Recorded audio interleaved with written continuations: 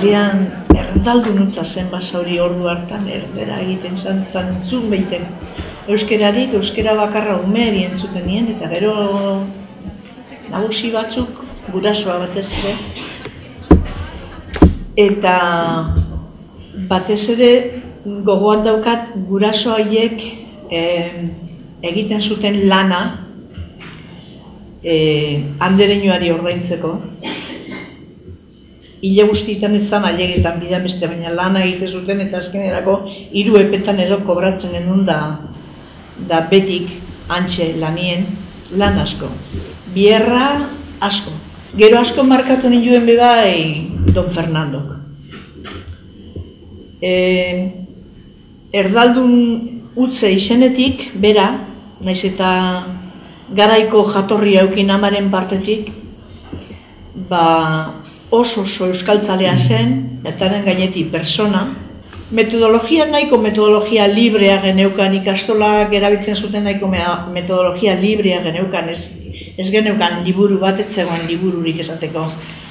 Orduan ikastoletan dana egiteko, ero egiten zegoen dana zen papela, fotokopia, gogoratzen dut, multikopista guk egiten genuela kajoi baten halako sistema, eta gero asko kanpoa, ingurua erabiltzen genuen. Matematika lantzeko ingurua, naturalez lantzeko ingurua asko urtetan genduen hemen. Inguruetan zegoen espazio libreetara eta hori. Ni izatez baserritarra naiz, eta oso arronago, kantuaren moduan. Baserriak asko erakutsi dit, eta hori. Eta hemen topatu nintzen, herri industrial batetan eta txokantea egin arren, bizi izan nuen hori, eta oso rekuerdona daukat. Ikastolaren abe bai, oso daukat rekuerdona. Eta gero, bigarren andereñoa etorri zanean, Mila Zalbiregoitia bigarren kursoan, ni txikienekin galditu nintzen barriro eta Milak hartu zituen nagusienak. Eta hor ikusi nuen, ikastolaren garapena, ez da? Urrengo urterako ja, ume gehiago, eta niretzat hori da importantena. Ez da gelditu hemen, baizik eta azten joan da.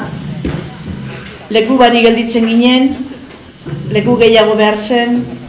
Eskurtzik etorri naiz, baina eskubete oroitzapen ditut Mikeli buruz. Segura asko, agian beste inork ez bezala, hemen ezagutzen dut Mikel, eta Mikel Norden azaldu nahi nuke. Zeren Mikel Norden jakin gabe zaila da, bere izatea hemen basaurein, hainbeste urtez, bertako irakasle eta zuzendari. Beraz, erroetara noa. Bada, baiara bat, Bizkaian, arratia deitzen dena, handira upo, gorbe handia, handira beste Lamindano eta beste hainbat hemendi, Urrekoatxa eta abar, eta noski, hainbat urte batera eginak era Mikel eta biok. Azteko Tolosan, da gero Arrateko baiaran areatzen.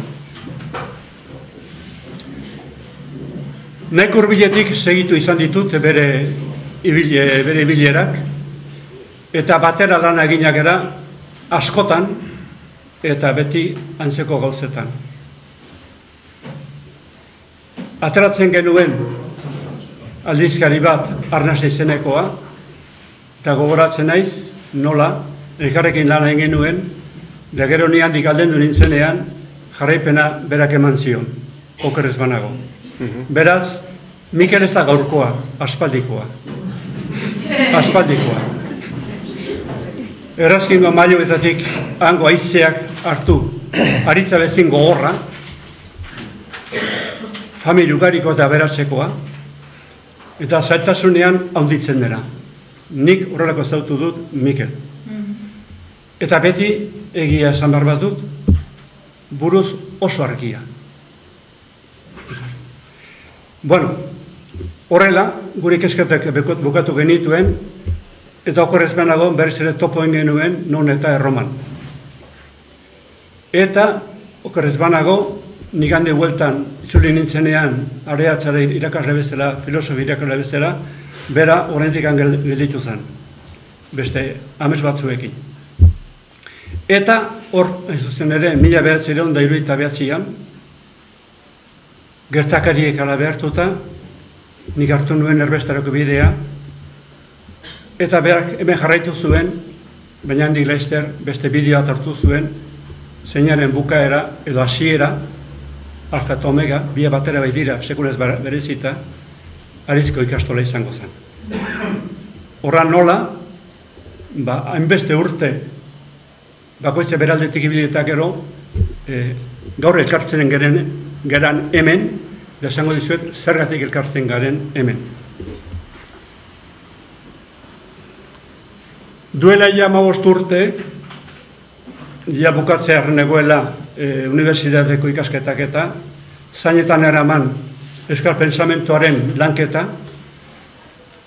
Beti izan dut kezke ikaragarria gaztedi berria prestatu beharra dagoela, euskeraz.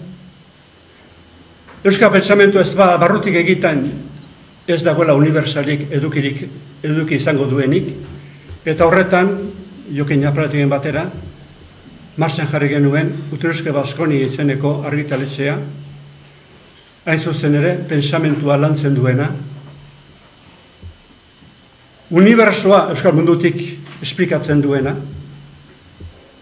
ez da hon, arroz batzuek guri buruz hitz egitea, eta guri izatea zer egin behar dugun, da nondi jun behar dugun, hori ikeugazi, karagarria da. Eta, halako batean, bidea egin eta gero, topo egin dute Mikelekin, da horrela, lehendi banuen amertzori, pentsatzen nuen, hor, ja, jubilatu zanean, ez izanean, telebistan horretan, pentsatu nuen, bada atxor bat, oraindik azaldu ez dena. Eta nik ezautzen baitu zein dan, honen atxorra eta zaina, eta proposatu nion, zerbait idaztea. Idaztea, nolabait, ez zaio berezi bat, gai bati buruz, baizik eta zerbait berea, herriaren memoria historikoan sartuko zena, horren barruan ikastolak, ardaz gisa hartuta, eta orduan egin nion proposamen zuzeneko bat, Mikel utzi denak eta liburu hori prestatu erduk, eta gaina bide hortatik. Arrazoia zen, eta duela etxe izan naiz, emain inguru importante bat, Baionako erakustogian, museo erakustogian, beltzarekin nintzen. Ordu terdi, uste izan gara sekoloko dialektika bat, oso modu honean, eta hain zuzen zen memoria historikoaz. Zeren herri honek, frankismo garaian, ez bakarrik frankismo garaian, post-frankismoan sekulako memoria dauka, oraindik ere berresuetu ez duguna. Agian urtea pasako dira, 10, 20, fragmentarioa da orain arte egin dena. Eta daukat impresioa, memoria horretan, importantea dela historia modu konbentzionalean akademikoan azaltzea testuen gain, baina oraindik are garrantzitsua dela, oinarrizkoa delako, beste memoria estilo hori norberak bizi izandakoa, zeinetan hainbat izan baitira, lekuko zuzenak, protagonista zuzenak, eta hoien haua eta bihotza oraindik isilik dago. Daude mestera isilik, hainbat eta hainbat, nun eta junpean, eta nun eta beste hau asko ezin itzeginik. Horregatik esan nion, joan adi ire erroetara, eta hurbilen zailan gai hori ukitzak. Zergatik, esan nion egin gobete hori, berek oso gogonez hartu zuen, eta emaitzak ordazka zuen. Beraz, hemetxe bukatzen dut, eta zorion amiket.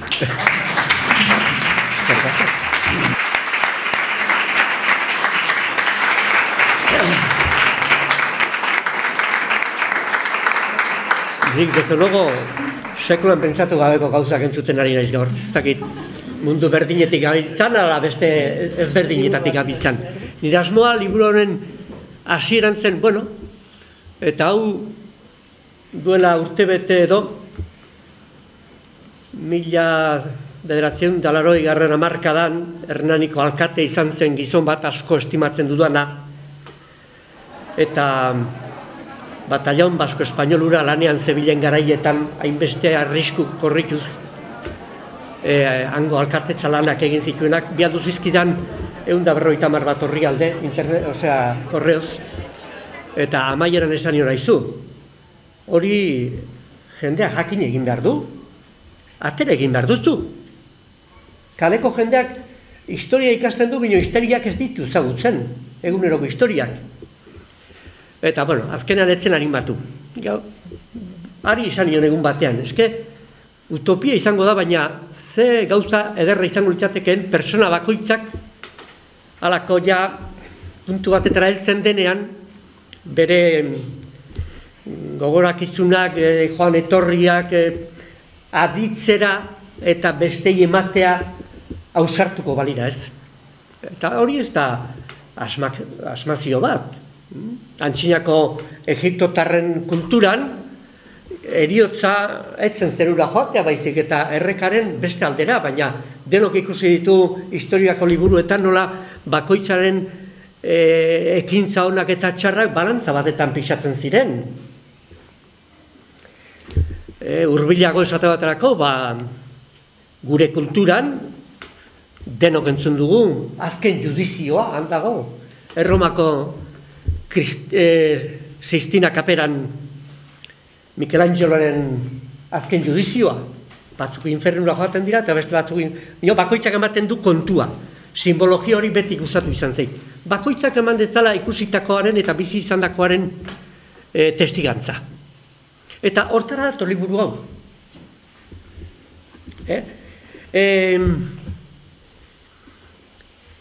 Paulok esan du, ustekabean, sortutako bultzada izan da, eta bale. Buelta gehiagik eman gabe, hortantzen sartu, eta bestetik ikusten dut, ez dakit nork esan duen hemen, ja beste edale batekoak garela gu, bai. Hori, liburu santuek ere esaten dute, gizakia normalean 70 urtetara heltzen dela. Eta oso osasun honekoak 80ra. Hor, korrezio pixka bat egin behar da, ze Euskal Herrian batez bestekoa 82 urtetan daukagu. Eta ez dakit ondo goazen ala oker. Mila bintzat aldaketa txiki batuk ez da. Eta Paulok esan duena. Zoritxarrez gaur historia unibertsitateetan erakusten da. Doktore bat badator, eta ark esaten du zer gertatu den, nola gertatu den. Eta horrela jakiten dugu nortzu ziren errege honak eta nortzu ziren errege gaiztoak. Nortzu ziren, ez dakit, batzuk eta nortzu besteak. Gero, etortzen dira politikariak eta esaten dikute zer egin behar den. Gurekin bat ere kontatu gabe, antolatu egiten dituzte gauzak. Egin egiten dituzte gauzak. Administratu egiten dute gizartea. Gero etorriko dira, Sabater bezalako etikoak, eta esango dizute nola egin behar den bizitza. Eta guzti horren aurrean gu, gizakiok, kaleko jende xumea, ikasle bihurtzen gara. Ikasi egiten dugu. Eta horrela, persona kultuak bihurtzen gara. Asko ikasten badugu, persona kultuak. Gutxi ikasten badugu, ez horren beste.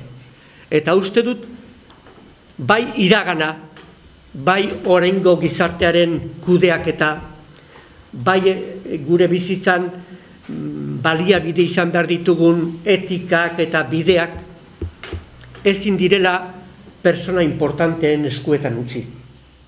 Kaleko jendeak hartu behar dugu guzti horren gidaritza. Haiek laguntzaile. Erabakiak guk. Zuzenean. Eta pixka bat, hortatik abiatuta atera da. Esan behar dut, libro honetan momentu batean ere dut pensatu idazlea bezala ari nintzenik. Idazleak beste helburu batzuk dauzka, beste ekarpen batzuk egin behar dizkio gizarteari, eta beste gauza bat eskatuko zaio berari. Ez naiz ez da ere historiako liburu batetan jardun. Esan dugun bezala, horrek ere beste kontrastazioak, dokumentazioak eta gauza asko eskatzen ditu.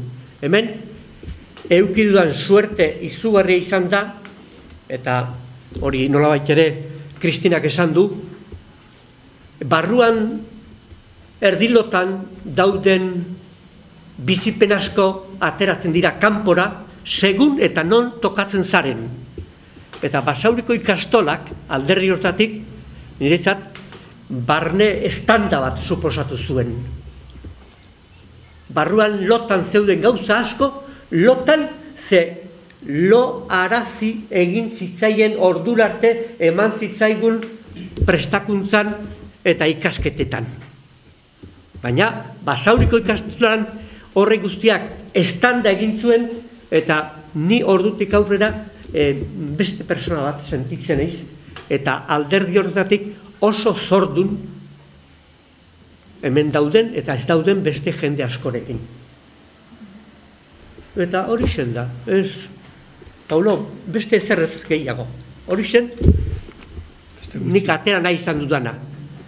Eta badakit, bueno, hemen esate baterako, bai egonda aitzaki bezala hau, erabili dudala, zirikatzeko ere bai, adibidez, ikastolak garai batean, beste ilusio batekin bizi izan genituen, agian, zuk esan duzun bezala, libreagoak ginen, baina gaur egunean, poliki-poliki, daude bete beharreko gauzak, pasatu beharreko atakak, eta ez dakiz zer, eta azkenerako, hori agian gero atera daiteke, ez? Baina, igual, berpentsatu egin barko genuke, urrengo belaunaldiek, aurrekoek bezala, hemen batzuk ikusten ditut oso hasieratik ezagutzen ditudan jendeak, eta horiek egin zutena erabat gauza berritzaile izan zen bezala, hemendik aurrera ere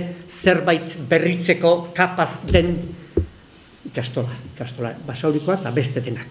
Eta ez dauka Nikola beste gauzarik esateko. Pozten izela, baina ez duela espero horrelako gauzarik. Bestela igual losatu egingo nintzen. Bale. Nik oso dut gogoan, familian bizi ginala. Larun bat goizetan ere etortzen ginen ikastolara, eta geure irakasleekin lantzen genituen hainbat kontu, mendirterak, euskal kulturaren inguruko hainbat kontu, bizipen horiek hor diraute, ezta?